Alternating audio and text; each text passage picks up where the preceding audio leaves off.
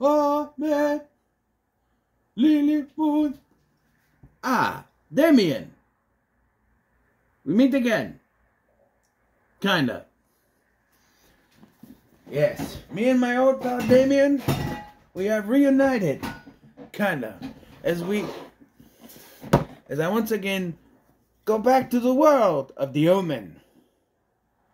Yes, I reviewed all of these movies a couple years ago. And just so you're caught up on how I feel, fantastic, and not so much. Is okay. Is okay.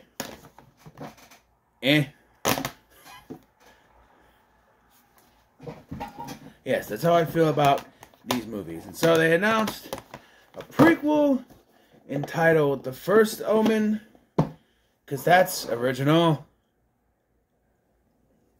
And I, like everyone else, thought, there's a nice piece of shit. And then the movie came out. And lo and behold, I started hearing good things. A lot of people were giving positive reviews to this thing, and I went, there's no way. There is no way. Oh, man, there's no way that in 2024, a prequel to one of the greatest horror films of all time is getting high praise. So I said, I gotta buy it, I gotta watch it myself. And after watching it, Jess, they were right. He's good. However, I do have some issues. As soon as the film starts, like there's a whole thing at the beginning with Father Brennan, who was a character from the other movies. And another priest played by Charles Dance, a cameo, where he gets killed, sort of. A bunch of stuff falls on him, and it's implied that he dies because of the split in his head. We don't see the rest of the film, so I'm assuming he's dead. So, and then it comes up, The First Omen. And honestly, I'm like, okay, that's a decent beginning. This is a confession booth thing. You get that in these kind of movies. And they go back and forth as Charles Dance is trying to warn Father Brennan of something. And then he gets killed. Could have went with the decapitation, because that looked kind of strange, just to back his head split open. And then it comes up, The First Omen, and I'm immediately lost because it says, Rome, 1971. Okay, we're a few years before the first film. However, the end of this movie basically sets up the beginning of the original Omen, which takes place in 1976. And I don't care what kind of retconning they do in this movie. They say that Damien is born on the 6th day of the 6th month in the 6th year, which movie logic dictates is June 6th, 1976. Yes, real life dictates it would actually be 1975 because you count 1970, but movie logic, 1976, okay? So, the fact that the end of this movie is the birth of Damien, and it goes into events of the first film, and it says 1971, makes no sense.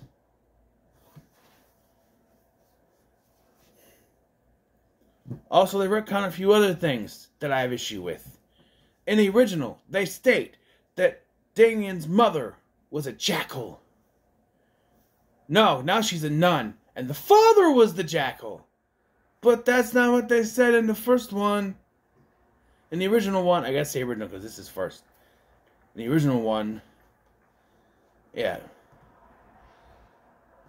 Also, the movie spends all its time trying to point you at one person as the mother of Damien, when it's obviously going to be another character. But I'm sitting here watching this going, okay, they're pointing at this young girl who's, I say she's teenage, 13 maybe, that she's going to, because by the time it would be 1976, you're supposed to think, oh, by then she'll be of legal age to carry a baby, right? Because she's 13 here, and 1976 is 5 years away. Well, that's still not old enough. So she's got to be at least 15 for that to work.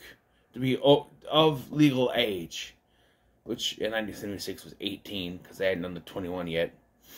So she's at least 15 or something, and then the 5 years later would make her 20.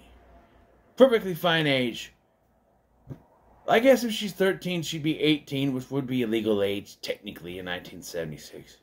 So, I guess. But, they're pointing at this, and then, obviously, it's, there's a moment where she's dancing with this guy named Paulo, and she blacks out, she wakes up, and I'm thinking, okay, so, she's pregnant, right? I'm like, no, wait. Well, what are we doing? The mom is a jackal. And then later, Father Brennan says that the father is a jackal. And I'm like, what? Admittedly, the father being the jackal makes more sense, because the question I've always had if the mother was a jackal was, how did a jackal get impregnated? Unless it's an immaculate birth, which, for the Antichrist, I guess, makes sense. Jesus was immaculate, right? So,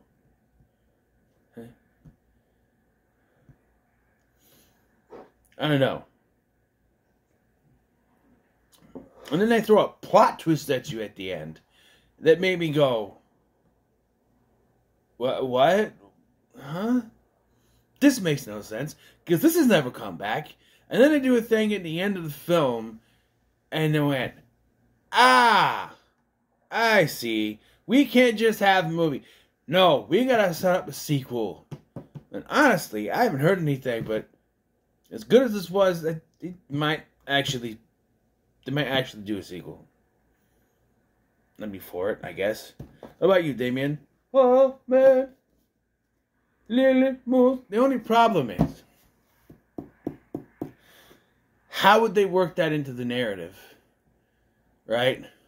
The only thing I can think of is if they retcon the third one and have now adult Damien having to defend himself from these three women. Yes, it's one of those things. A man's got to defend himself from a woman. But it's the Antichrist, so I guess I can forgive it. So the story here is we follow, I don't know her name, Margaret. Margaret, she's trying to become a nun in Rome in 1971. Again, the year doesn't match up, but who cares? Why does my dust smell good? It does. I'm not trying to snort it, but it's dust, but it smells good. I think it's my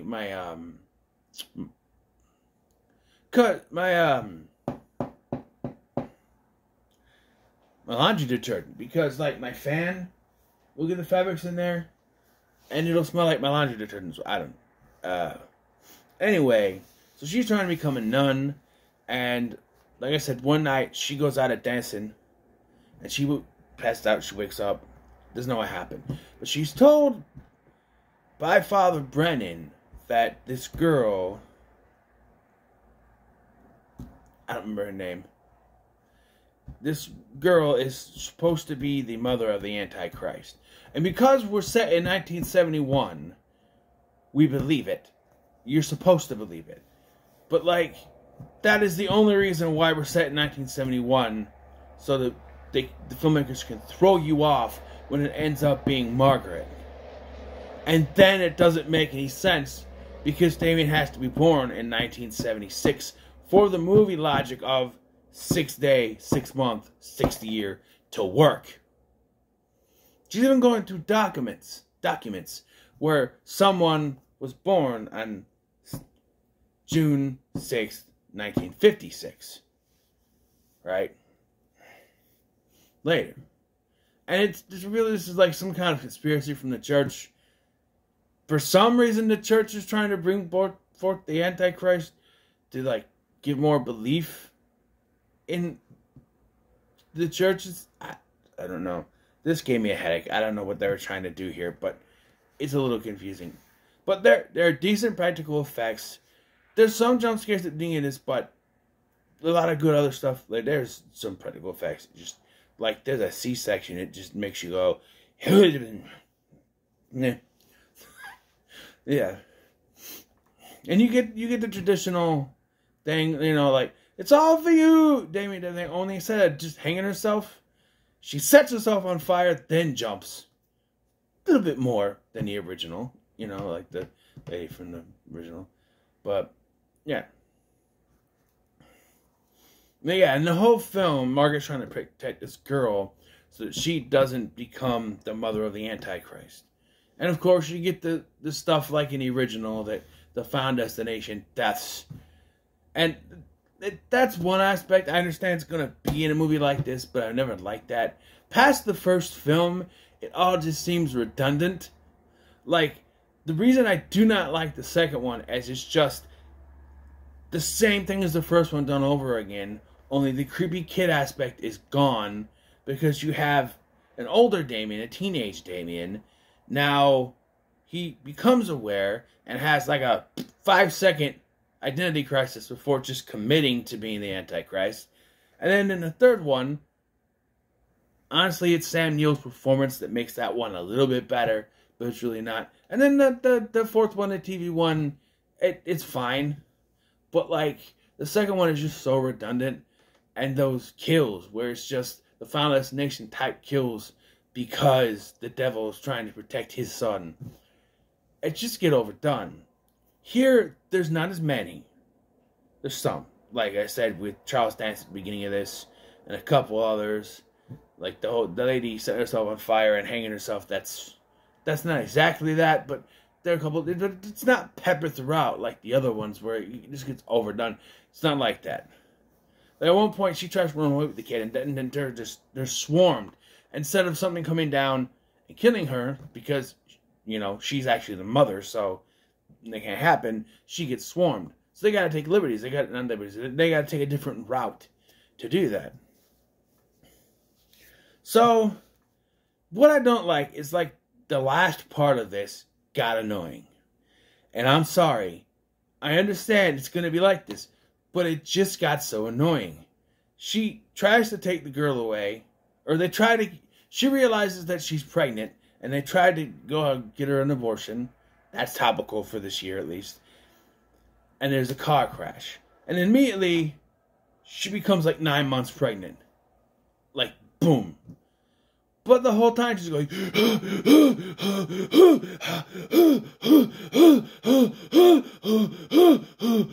I'm going, shut up! It's annoying. It's constantly, as it's contorting, and it's freaky. I get it. And then there's a part where, like I said, the C-section makes you go, but the whole time, I'm just like, couldn't they just put a score over it? Sometimes, seeing her freak out like that with the music playing over and not hearing her constantly doing breathing noises, that would be more effective than the annoying breathing noise at the end of this that made me want to throw myself out the window. And then she gives birth to twins. I know it doesn't make sense, but it happened. A boy and a girl.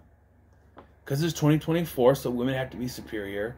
So the boy is the Antichrist, and the girl, I'm assuming, is going to be the one that's going to grow up and stop the Antichrist, because women power, girl power, gotta have that, gotta hammer that in, don't we? Ow. Right?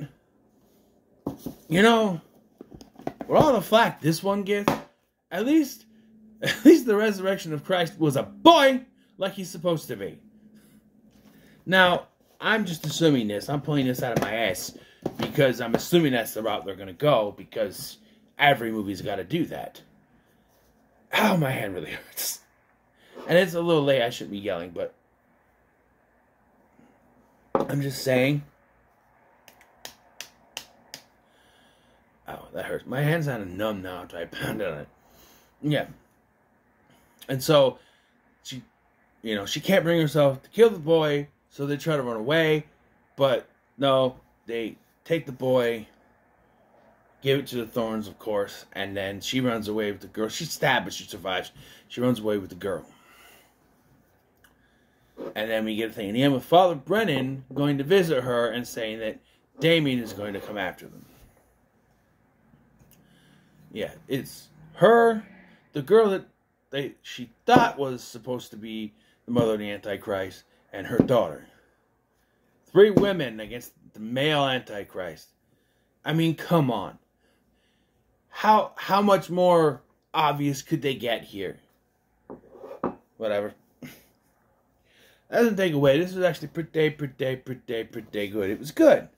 It was good. It's just, like, the continuity doesn't add up. This takes place in 1971 and ends where the first one picks up. And the first one, the original one I should say, takes place 1976. If they're going to equate, if they're going to say that Damon's birth date is the 6th day of the 6th month of the 6th year, which, like I said, in the movie world is 1976. It's June 6th, 1976. I'm just saying. But yeah, I would put this in number 2, I guess. It's next to the original for me. I think it's pretty good. You know, but I just, you know, I see between the lines here what they're trying to do. And I've watched a couple reviews and they've yet to mention the continuity error. Again, most of the ones I've watched are non-spoilers. Maybe in some spoiler ones I'll find the continuity issue, or they'll figure it out, but I don't know. So what are your thoughts on the first Omen? This was better than I expected, honestly. I was thinking trash when I saw the trailers and everything, and yeah. By the way, at the same time that this came out, another movie starring Sydney Sweeney called Immaculate, that apparently is very similar to this, came out. I will be reviewing that, not next, but this week. It will be reviewed. It'll be out. I was going to say it. Wednesday. Wednesday will be Immaculate. So, look for that, I guess. And I'll compare to see which one's better. Who knows? I've heard good things about that one, too. So, yeah. So, what are your thoughts on the first Omen? Let me comment. So make sure you like, share, and subscribe. Thanks for watching. I've been Scotty. Oh, man. Lily Muth. You know, one of the best parts was the end when the score played. Jerry Goldsmith's score. It was really good at the end. That was pretty cool to hear that. I didn't expect to hear it because I didn't think they would do that, although I should have expected it. A lesser prequel wouldn't have done that. Actually, a lesser prequel would have feathered it all around the entire film. But the score throughout the film is actually pretty good, and then you get to at the end. That's all you really need. It's well done. What can I say? Thank you for watching. I'm Sky, and I'll see you in the next one.